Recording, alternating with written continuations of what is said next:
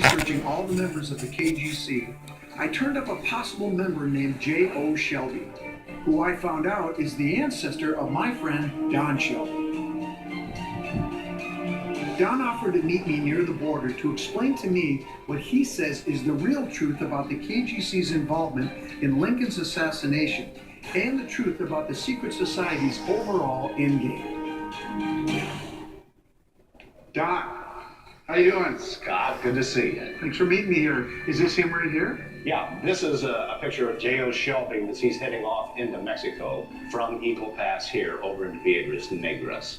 J.O. Shelby was considered by both Union and Confederate forces the greatest cavalry general in Trans-Mississippi.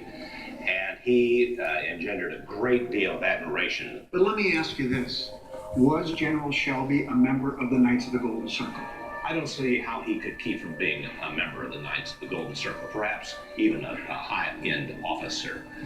And in his own brigade, Jesse James and the Quantrill Raiders rode as civilian marauders and outriders attached to that brigade.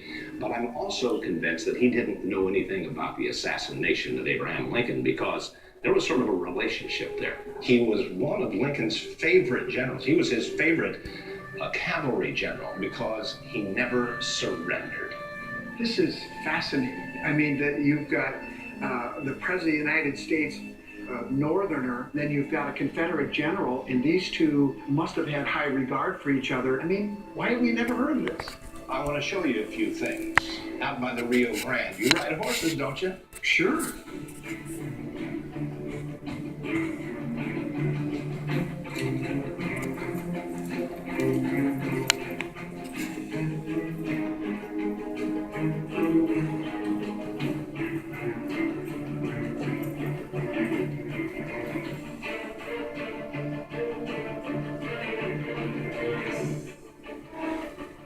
On the Rio Grande, right here at Eagle Pass, is where General Shelby and his regiment of men crossed over into Piedras Negras into Mexican territory.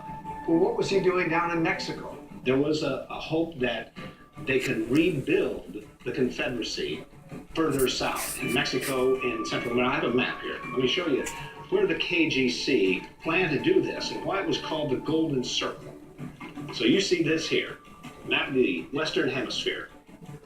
So right around the Gulf of Mexico was this giant circle, and they hoped because of the richness of the land in Central America and southern Mexico that they could grow cotton and continue With slavery. with slavery. They knew that they needed cheap labor, in fact, unpaid labor, in order to have the fortunes of the South continue to rise. They believed this would be the golden circle for the Confederacy.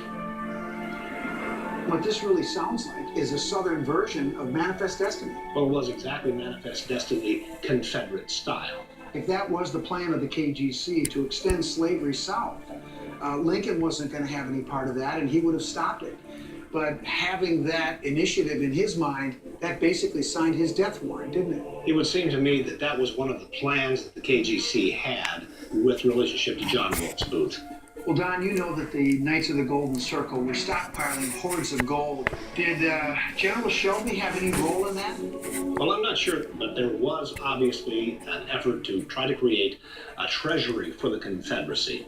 But the story that makes me feel the best about being a descendant of Joe Shelby is that when they came across the Confederate treasury of gold in Austin, the men tried to loot that treasury. And he stood before them and said, "You will not." His men.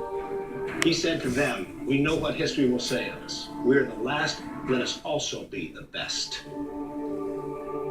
I like that. That says a lot about it. It does. Or it could also mean that he knew where there was plenty of other gold.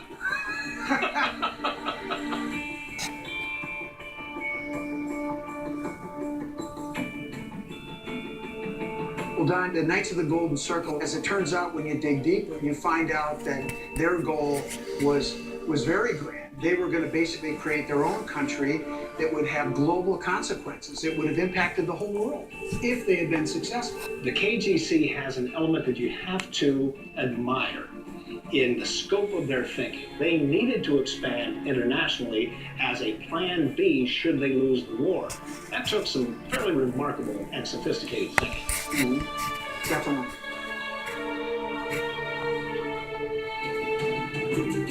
My investigation of the Lincoln assassination has led me to realize that the mastermind behind this monumental event was not a sole gunman, but in fact a powerful and well-funded secret society called the Knights of the Golden Circle. A society that included everyone from the highest-ranking Freemason of the time to outlaw Jesse James. The GPR search in Brownwood, Texas, where some believe Jesse James is buried, did turn up evidence of what might be KGC tunnels underground. Not only that, there's evidence other cities across the country, including Princeton, Indiana, and Leavenworth, Kansas, might have tunnels too. Now, the next step is to dig. My search for the truth revealed what I think is the real story behind Lincoln's killing. I think he was murdered because he was standing in the way of the KGC building a new empire, a golden circle of supporters that reached well beyond our southern border.